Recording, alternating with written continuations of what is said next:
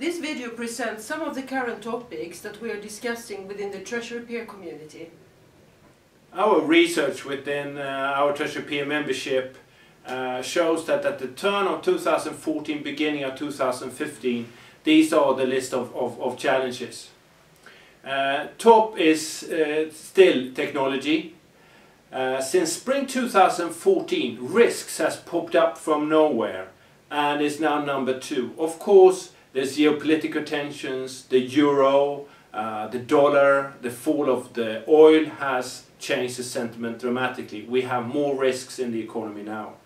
In terms of stress, our members are also more anxious to ensure the bank relationships in place and that all the funding sources are ready and can help us.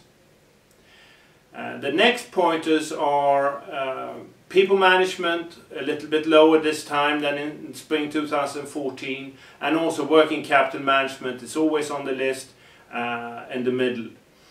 Regulation continues to fall, and there's no wonder. Regulation adds very little value for the corporate sector.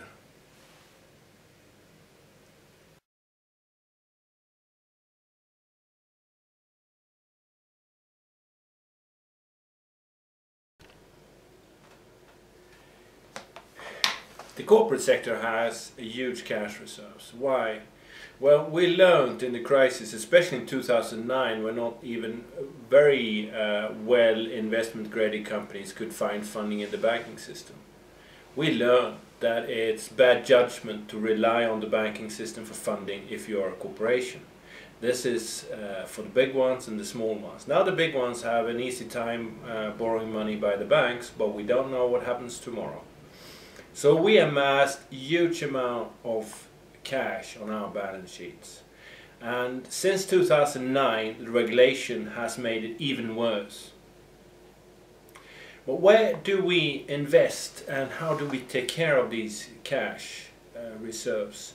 Well, there are not so many options. One in bank deposits, which can actually turn out to be quite risky, and banks, especially the large fairly good rated banks, refuse to take short-term cash. They only want, and that is also pushed by regulation, cash that's more than 3 months. And the returns, the yield is very bad. Then we have alternative to buy government bonds, but there is also very high risk in most countries, and the returns are very low. So we are struggling what to do with it. One alternative is obviously to pay suppliers earlier, because that's risk-free. Why?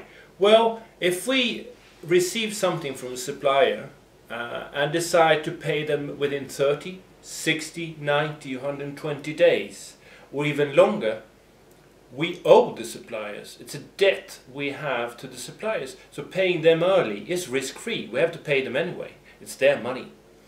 And if we pay them almost very early, say for example on delivery after 15 days, we will be able to get some cash discount from most of the suppliers, which will turn the current environment, which is return-free risk when investing in banks and governments, to when investing with our suppliers or our ecosystem, we take it to risk-free returns. We are starting to discuss transparency, and transparency from 2 angles. One is internal transparency. When we are centralizing our collections, how do we keep tab on that? We know which customer has paid what invoice when, and is it to the correct amount? This internal transparency requires that we have systems that can support that, and banks are helping and trying to find solutions with virtual accounts, but they are still in its infancy, and we don't really know the tax and the accounting implications. And we also have the technical vendors that have solutions but are very complicated to implement. Then we have the aspect of external transparency, and that is the keeping track of track of if our stakeholders, suppliers and customers have really accounted for the money that they are paying us or receiving from us, that they manage that accounting properly, and will we be held liable? We have seen the past year now how banks, or 2 years, have been fined enormous amounts for what is called money laundering. And intentionally or not intentionally, we don't know, but will that spill over to us? Will we have any responsibility for the accounting with our customers and suppliers? We fear, and that is affecting also our willingness to do investments and take risks. What are the regulators and the governments up to in this area? From Merck, you did a great presentation. You're participating in the bank fee standardization project. Could you tell us more about that, please? Well, thank you. Actually, it should be easy. It shouldn't be something to talk about, but it is, unfortunately. So the thing is, we are being billed by banks in different ways, by paper, not at all, by account statement, and we don't get a view and visibility on our bank costs. And that's something we'd like to change, because a bank, in the end, is just a vendor as anybody else. So we buy a service, we receive an invoice, and we pay it. That's the process I would like to have it, as I would like to have it. And nowadays it's a little different, but we are about to change it and ask other corporates to join us in our effort to get the banks and use common sense and get them on the road, and providing an electronic report, electronic billing, which also saves them effort and cost. So it's a win-win for both the banks and the corporates? I would say so. Maybe the corporates profit a little or benefit a bit more. At least that's how the bank sees it. They might be a bit afraid of losing some margin, but in the end, it's also on their benefit, on their side to benefit, because they can harmonize the IT structures, their manual processes, their customer client support, and all the customer approach. So this is something they also can benefit, at least in my opinion. Great. And we want to say thank you to our host in Frankfurt meeting in November, and that was Clearstream and Eurex Repo. And that leads us into the next point, which is collateral. We see that there will be a push from regulators to back most financial transactions, especially those with credit components inside of them, has to be collateralized in one way or another. And there are not enough collateral to be able to do that, despite the huge pools of government debt. And in fact, corporations sits on very little securities or collateralized items currently. And therefore we need to find ways how to be able to collateralize, for instance, invoices, inventory and goods in transit.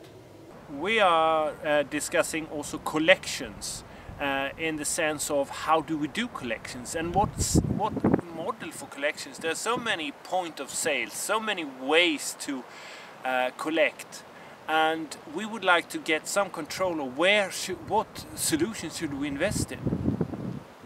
And then on collections, we also have the issue of that if you use card collections, for instance, they are hilariously expensive. Between 2 to 5% are shaved off by the cards and everyone involved in that. And that is completely unsustainable, and we need to find better solutions for how to collect the money in the customer. The geographically fragmented banking system, also geographically fragmented regulation, can prove a challenge in payments and collections. And most of the large corporations have a global mindset, and they are eager to implement global processes. In large parts of the financial supply chain, that is not possible. And we have to have parallel processes for payments, parallel processes for collections. And that, of course, increases the cost, but also provides challenges in controls. And the technical solutions are many times very local also. From Treasury Intelligence Solution, how was it there? It was a great pleasure to be here. I enjoyed the dialogue with the former colleagues a lot. Great to be back in the Treasury community, to exchange some ideas, to do some networking, and to talk basically about the pain points the Treasurer has. So you talked about EBAM. What's new on EBAM? Yeah, EBAM is pretty interesting, but the main point, key message today was let's start with BAM first. It's very important to have a central inventory of your bank accounts, which is audit proof. As soon as you have this, think about the remaining 10 or 20% of the value which comes from the electronic bank account manager. Perfect.